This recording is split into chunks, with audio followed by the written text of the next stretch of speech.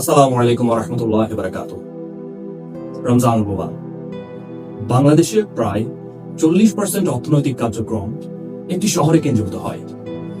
এটা কি উন্নয়নের শক্তি নাকি একটি কাঠামোগত ঝুঁকি?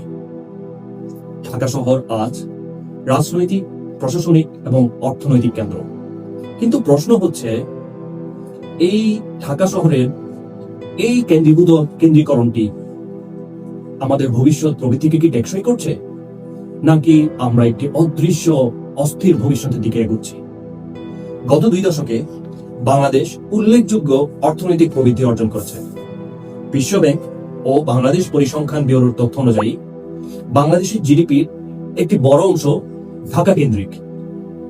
বাংলাদেশে সবচেয়ে বেশি শিল্প, আর্থিক প্রতিষ্ঠান, কর্পোরেট হেড অফিস এবং প্রশাসনিক সিদ্ধান্তগুলো গৃহীত হয়। এর ফলাফল, গ্রাম থেকে অনেক মানুষ শহরে চলে আসে, জনসংখ্যার অনেক চাপ এবং অবকাঠামোগত আমরা বোঝার মুখে পড়ছি। প্রথম ঝুঁকি, অবকাঠামোগত অতিরিক্ত চাপ। ঢাকায় প্রায় সময় গাড়ির গতি হয় 6 থেকে 8 কিলোমিটার পার ঘন্টা। এর কারণে আমরা বছরে হাজার হাজার কোটি টাকা উৎপাদনশীলতায় হারাচ্ছি।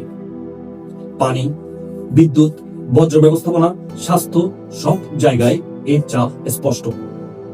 দ্বিতীয় ঝুঁকি, অর্থনৈতিক ভঙ্গুরতা।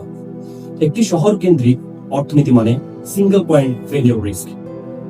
একটি প্রাকৃতিক দুর্যোগ, রাজনৈতিক অস্থিরতা অথবা এমন কোনো অযাচিত কোনো ঘটনার কারণে একসাথে একটি দেশের বড় অংশের অর্থনীতি ক্ষতিগ্রস্ত হতে পারে। একে বলা যায় একটি কৌশলগত ঝুঁকি। তৃতীয় ঝুঁকি, আঞ্চলিক বৈষম্য। ঢাকায় সুযোগ, বিনিয়োগ এবং আয় বেশি, অথচ অনেক জায়গায় এখনো পর্যন্ত কর্মসংস্থান এবং শিল্পায়ন থেকে বঞ্চিত। এর ফলাফল, তরুণরা ঢাকামুখী এবং গ্রামাঞ্চলে অর্থনৈতিক স্থবিরতা, আঞ্চলিক বৈষম্য খুব প্রবল আকারে ধারণ করছে। এটি এখন একটি শুধুমাত্র নগর কেন্দ্রিক সমস্যা নয়, এটি এখন একটি কাঠামোগত নীতি সংক্রান্ত প্রশ্ন। আমাদের অর্থনৈতিক এবং প্রশাসনিক যে কোনো সিদ্ধান্ত ঐতিহাসিকভাবে ঢাকামুখী। রাজস্ব আহরণ, বড় শিল্পায়নের যে কোনো সিদ্ধান্ত সহ অন্যান্য যে কোনো সিদ্ধান্তের জন্য আজও আমাদের ঢাকার প্রতি চেয়ে থাকতে হয়। এর সমাধান কি? প্রথমত, আর্থিক বিকেন্দ্রীকরণ, দ্যাট মিনস জেলাভিত্তিক বাজেটের ক্ষমতা বৃদ্ধিকরণ। দ্বিতীয়ত, আঞ্চলিক শিল্প ক্লাস্টার গঠন, অর্থাৎ জেলা বা বিভাগ ভিত্তিক আঞ্চলিক শিল্পায়ন গঠন বৃদ্ধি করা। তৃতীয়ত, স্থানীয় সরকার কাঠামোর শক্তিশালীকরণ, অর্থাৎ পুরো দেশের উন্নয়ন যাতে স্থানীয় পর্যায়ের সাথে সামঞ্জস্যপূর্ণ হয়।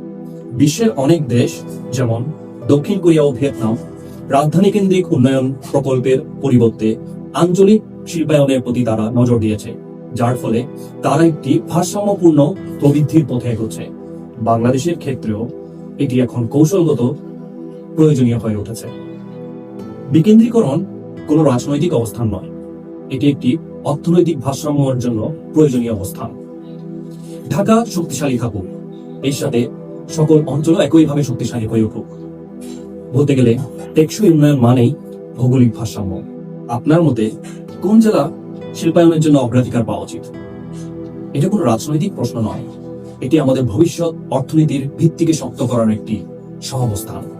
তাই আপনার মন্তব্য জানান এবং দেশের উন্নয়নে শামিল হোক। আসসালামু আলাইকুম ওয়া রাহমাতুল্লাহি ওয়া বারাকাতুহু।